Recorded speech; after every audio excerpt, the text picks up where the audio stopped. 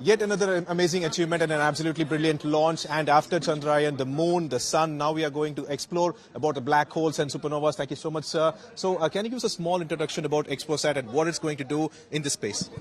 XPOSat is a satellite to look at black holes, binary systems which exist in black holes. And black holes generally don't emit any radiation, as you know. But it will start emitting radiation once it accrete into materials from other stars. So if there is a mass being drawn, it will end up with X-ray emissions. These X-ray emissions, if you do polarimetry as well as by the spectral analysis, you can quantify the material being drawn. This is one of the study.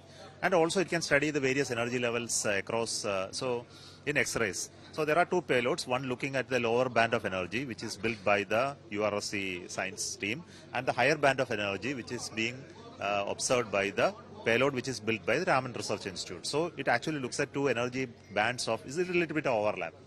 So it looks at the largest spectrum of energy emissions in X-rays to understand the structure of the neutron stars, the binary systems, etc. So it's a little more deeper. We know almost 500 of them are available in universe through other observations. So this goes much more deeper into the understanding of it. Can I ask what is the importance of black hole and why we should study about them?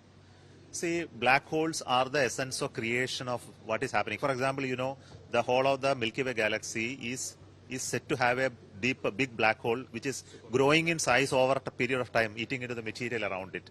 So it creates a set of formation of the universe.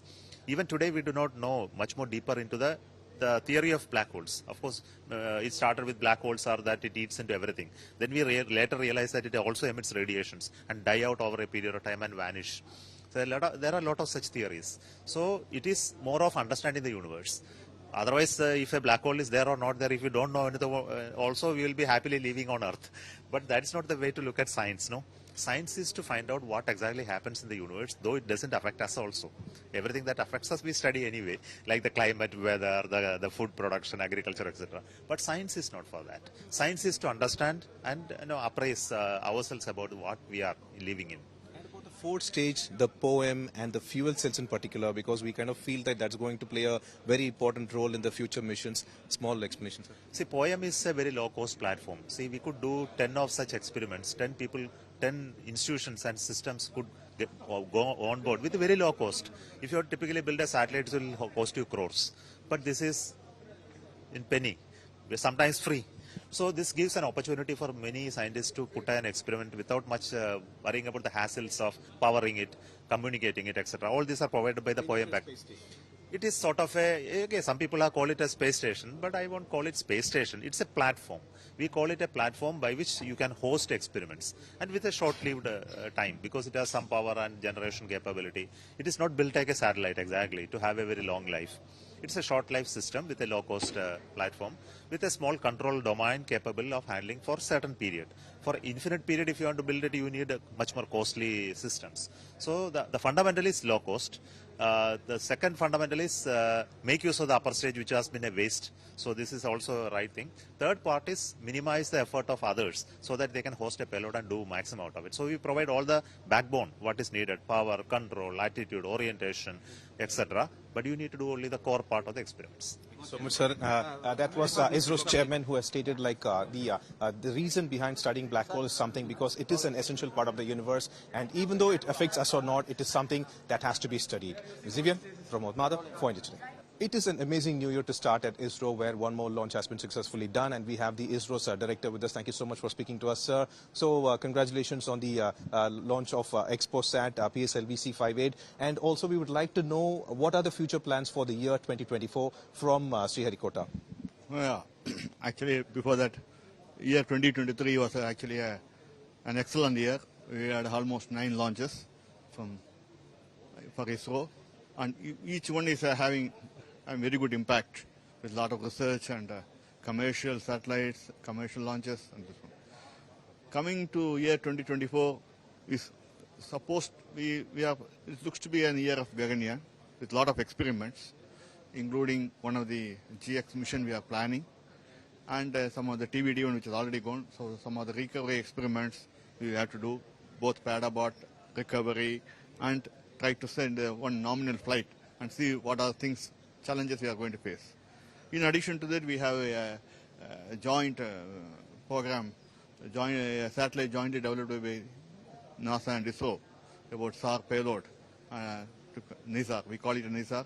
That also has to be launched.